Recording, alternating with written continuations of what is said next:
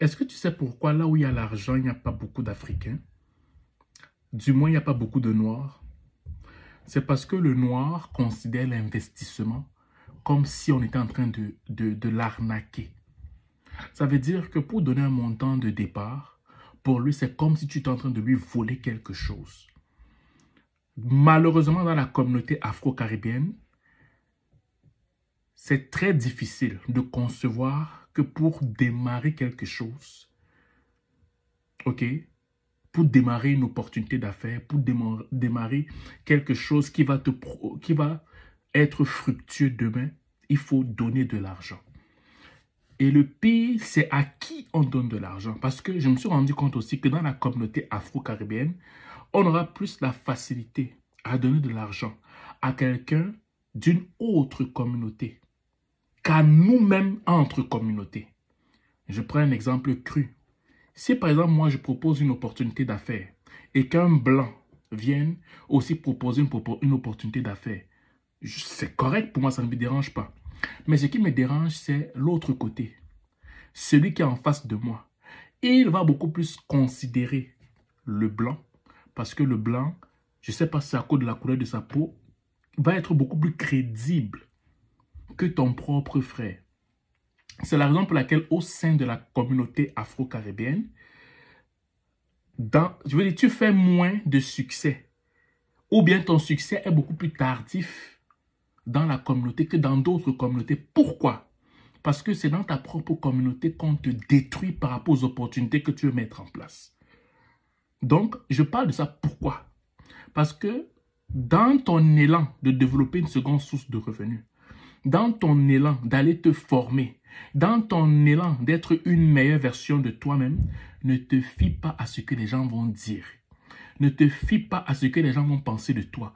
On n'est plus dans la phase où on se fie à ce que les gens pensent de nous. Ça, c'est déjà dépassé, ça. Je te dis, ici, là, moi, je te parle du Montréal. Je te parle du Québec. Je te parle du Canada.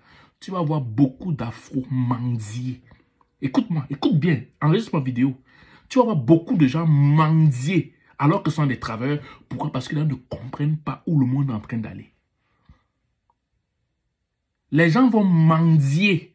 Même au niveau de la mendicité, là, on te dit par exemple que pour pouvoir, je veux dire, tout est bouclé. Tout est bouclé. Mais nous, parce qu'on a la possibilité de se lever le matin, parce qu'on a la possibilité d'aller travailler comme d'habitude, on a l'impression que le monde ne change pas. On a l'impression que le monde n'a pas changé de direction. On a l'impression que tout est toujours normal. Jusqu'à ce que ça brûle pour qu'on prenne conscience. Mais il sera trop tard. Et le trop tard d'avant n'est pas le trop tard de maintenant.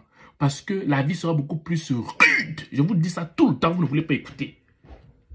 Donc toi, mon frère qui a compris cette réalité, avance et ne regarde pas derrière. Avance, ne te laisse pas intimider par l'incrédulité des uns et des autres dans la communauté.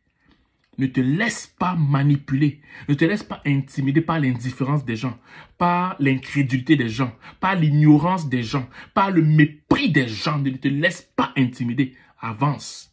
Et tu verras que les résultats vont te faire sourire ta famille et toi. Ok? Tu vas voir l'avenir, tu vas sourire. Comme on le dit dans Proverbe 31. Tu regarderas l'avenir, tu vas sourire. Pourquoi? Parce que tu auras persévéré. Et si dans ta communauté, on ne reconnaît pas ton potentiel, va dans une autre communauté, là-bas, on va reconnaître ton potentiel. C'est clair, hein? Tu vas exceller où on t'accepte. Si au sein de ta communauté, on ne reconnaît pas ton potentiel, va ailleurs. Parce que malheureusement, c'est quand tu brilles ailleurs ou quand tu as prouvé ailleurs que dans notre communauté, tu commences à devenir intéressant. Ça veut dire que la notion des débuts, là, si ça ne fait pas l'affaire des uns et des autres, on va tuer ça dans l'œuf.